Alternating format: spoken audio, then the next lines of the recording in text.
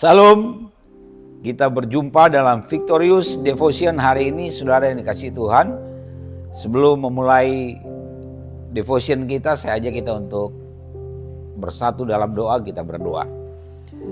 Kami sungguh bersyukur atas kasih setia dan anugerah Tuhan yang terus Engkau nyatakan dalam seluruh kehidupan kami. Terima kasih Bapa di surga. Pada hari ini kami datang kepadamu. Kami mau bawa seluruh hidup kami sepenuhnya ke dalam tangan Tuhan. Kami mau dasari hari ini dengan membaca dan merenungkan kebenaran firman-Mu. Mari Engkau berbicara bagi setiap kami, urapi hamba-Mu.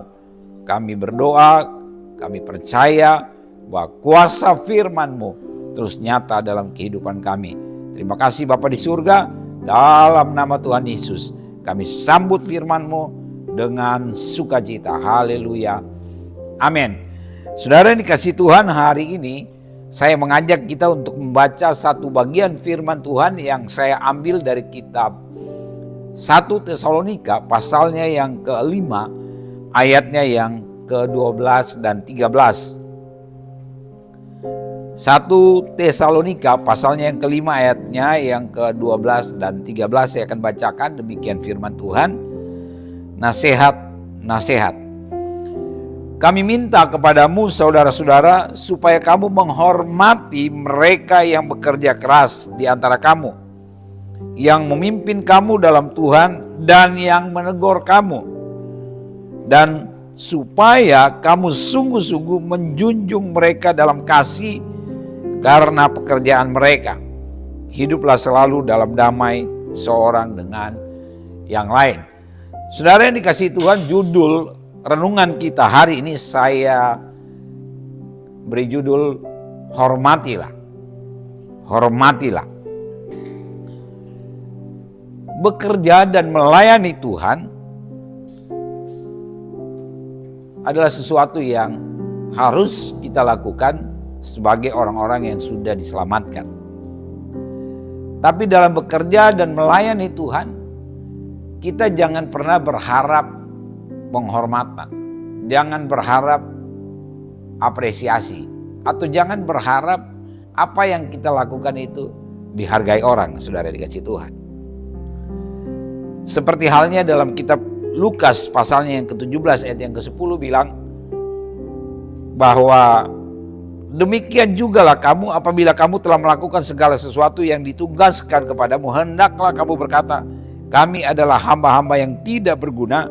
Kami hanya melakukan apa yang harus kami lakukan. Jadi bekerja, melayani Tuhan, ya kita sebagai hamba memang tidak mengharapkan penghormatan, tidak mengharapkan apresiasi. Tetapi kita juga adalah hamba-hamba, adalah orang-orang, adalah yang menerima pelayanan dari orang lain.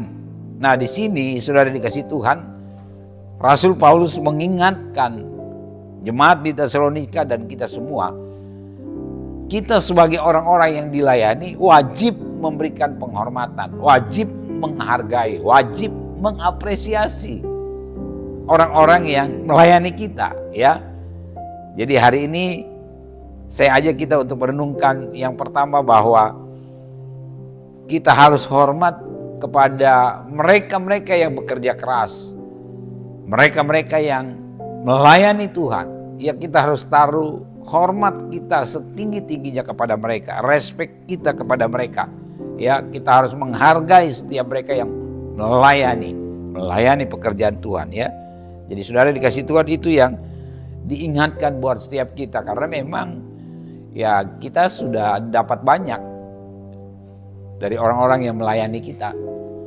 Ya kita dilayani dengan pemberitaan firman, kita dilayani dengan perhatian, kita dilayani dengan doa-doa, kita dilayani dengan banyak hal, saudara dikasih Tuhan. Nah, supaya kita menjadi orang-orang yang tahu berterima kasih, ya kita harus menghormati mereka-mereka yang melayani kita. Nah ini juga yang harus kita sadari, bahwa ya ada saatnya kita juga memposisikan diri bukan hanya sebagai seorang yang melakukan pelayanan atau yang melayani Tuhan, tapi kita juga menyadari betul bahwa kita adalah orang-orang yang sebenarnya sudah dilayani, sudah menerima banyak pelayanan ya, seperti halnya pelayanan yang kita dapatkan dari Tuhan sendiri ya, saudara dikasih Tuhan.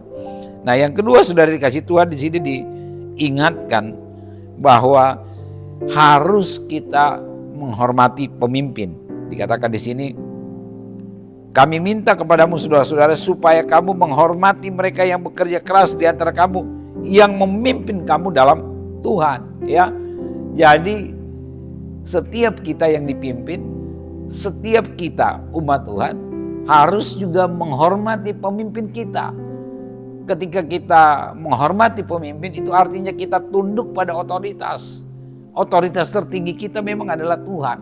Tapi Tuhan memberikan mandat itu juga kepada pemimpin-pemimpin kita untuk menjadi pemimpin rohani kita.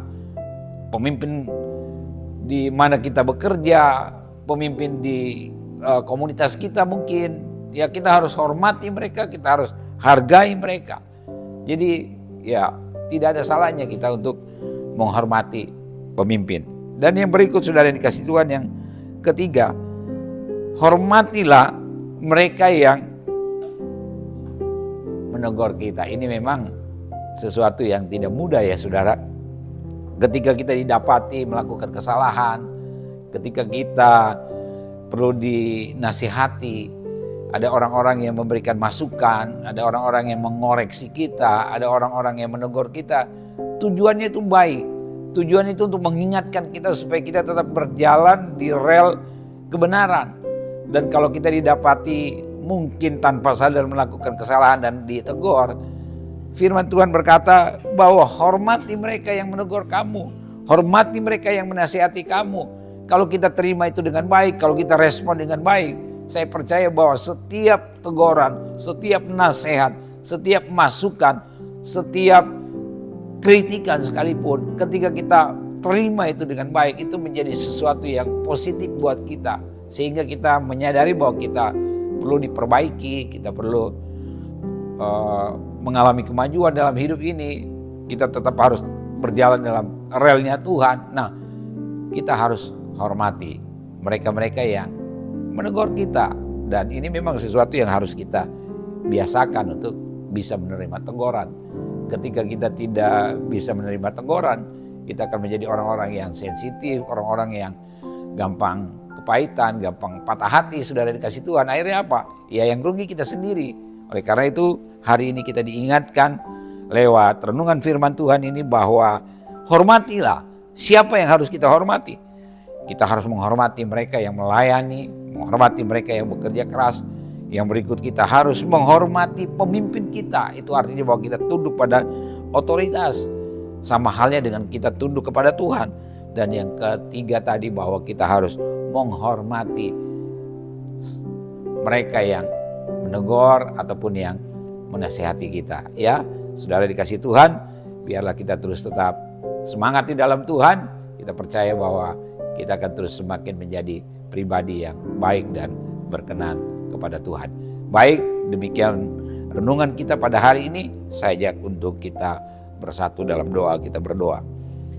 Bapa di surga, terima kasih, kami bersyukur untuk hari ini. Terima kasih untuk firman-Mu. Kami terima firman-Mu dengan sukacita, karena firman-Mu yang terus menyatakan apa yang seharusnya kami lakukan dalam kehidupan kami, mengiring Tuhan. Terima kasih Bapa di surga.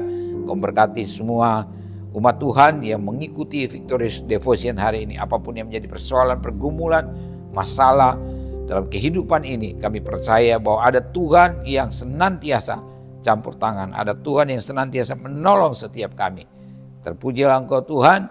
Kami serahkan hidup kami sepanjang hari ini sepenuhnya ke dalam tangan-Mu. Dalam nama Tuhan Yesus kami berdoa. Haleluya. Demikian Victorious Devotion kita hari ini. Salam kemenangan. Tuhan Yesus memberkati.